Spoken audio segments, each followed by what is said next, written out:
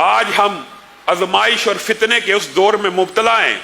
ایک انگلی کے نیچے، ایک انگلی کے نیچے، آپ کی ایک انگلی کے نیچے WhatsApp, Facebook, Twitter, YouTube, Dailymotion, Yahoo, Google, جتنے بھی سوشل میڈیا کے پلیٹ فارمز ہیں ایک انگلی کے نیچے ہیں، اور آپ جو مرضی دیکھنا چاہیں، برہنہ عورت ہو یا عورتیں مردوں کو دیکھنا چاہیں، جو کچھ مرضی دیکھنا چاہیں گے ایک انگلی کے کلک کے نیچے موجود ہے. گویا یہ بھی آزمائش کا اور فتنے کا ایک نیا باب شروع ہو چکا ہے. اور آج کے دور میں تطبیق کیجئے. حقیقی بات یہ ہے جو بندہ آج بھی حیا رکھتا ہے، اللہ کے فضل سے ہم سب مسلمان ہیں. آپ نے دیکھا ہوگا ہماری کفیات خلوت میں مختلف ہیں اور جلوت میں مختلف ہیں. لوگوں کے سامنے ہم حاجی ہیں، نمازی ہیں، مولوی ہیں، علامہ ہیں، مفتی ہیں. لوگوں کے سامنے نمازی ہیں، لوگوں کو میری کرپشن کا پتہ نہ چل جائے، لوگوں کو میری بے حیائی کا پتہ نہ لگ جائے، لوگوں کو میری بد عملی کا پتہ نہ لگ جائے. یستخفون من الناس ولا یستخفون من اللہ وہو معہم. یہ خلوت کے جو گناہ ہیں محدثین اور مفسرین نے لکھ دیا ہے.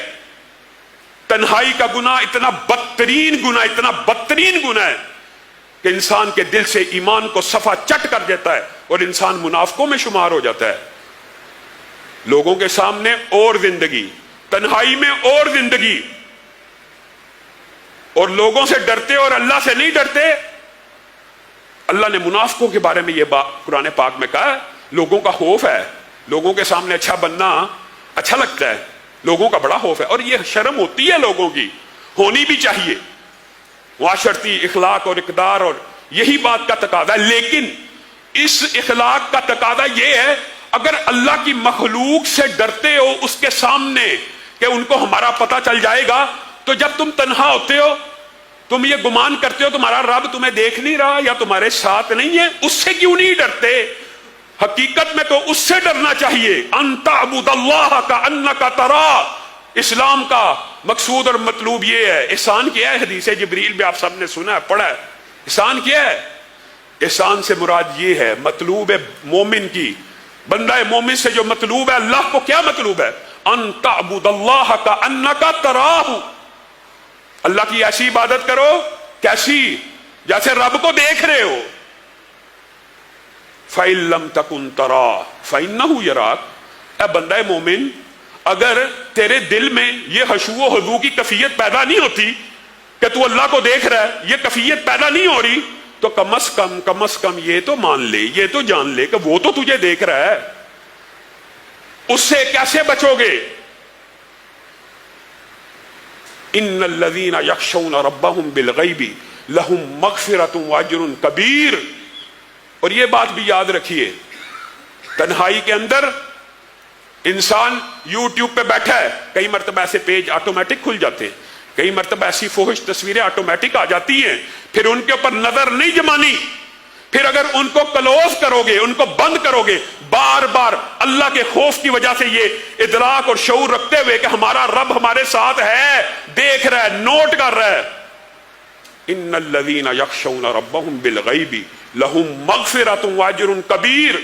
پھر ایسے ہی بندوں کے لیے اللہ تعالیٰ نے مغفرت بھی رکھی ہے اور اجر کبیر بھی رکھا ہے. جو اللہ سے غیب میں ڈرتے ہیں، بن دیکھے رب سے ڈرتے ہیں، اپنی تنہائیوں میں موقع بھی مل جائے بند کر دیا، کلوز کر دیا. بار بار جو یہ عمل کرتا ہے، وَمَن يَتَّقِ اللَّهَ يُكَفِّرْ عَنْهُ سَيِّئَاتِهِ وَيُعْظِمْ لَهُ أَجْرًا.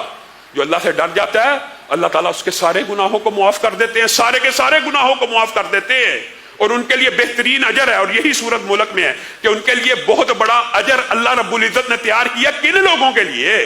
حقیقت یہ ہے اگر ہماری خلوت ہماری جلوت کی طرح پکیدہ ہو جائے، اللہ کی قسم تب ہم ولی اللہ کہلانے کے حقدار ہیں. اور دھرتی کے اوپر ولی اللہ صرف وہی ہے جس کی تنہائیاں پاک ہیں. ہاں وہ ولی اللہ ہے جس کی تنہائی پاک ہے اور جس کی تنہائی گناہوں سے آلودہ ہے. وہ تہامہ پہاڑ جیسے اعمال لے کے آئے، جس کا وزن دیکھنے میں بہت زیادہ ہو، جو دیکھنے میں بہت ہی بڑے دکھتے ہوں. کل قیامت کے دن حضرت ثوبان کی حدیث میں یہ بات موجود ہے. ایسے ایسے لوگ آئیں گے वजनी वजनी पहाड़ों से भी ज्यादा बड़े बड़े नेक अमाल सजे हुए दाएं बाएं लेके चल रहे हैं, और बंदा भी शायद उस वक्त मुतमईन होगा, लेकिन बलिल इंसान वाला नफ्सिही, हर इंसान अपनी आप का उसको पता ही होता है मेरे हकीकी अमल क्या हैं। बज़ाहिर तो बहुत नेक अमाल हैं, जब नामे अमाल में उन तहामा पहाड़ जितनी नेकियों को डाला जाएगा, वजन जीरो, वजन ही नहीं, इतनी बड़ी नेकी वजन नहीं है। वजह यह है कि तन्हाई में गुनाह कर करके ईमान की चादर दिल से निकल ही गई, बंदा ही मुनाफिक हो गया, उसके नामा अमाल के अंदर नेकियों को कैसे तोला जाएगा? नहीं तोला जाएगा।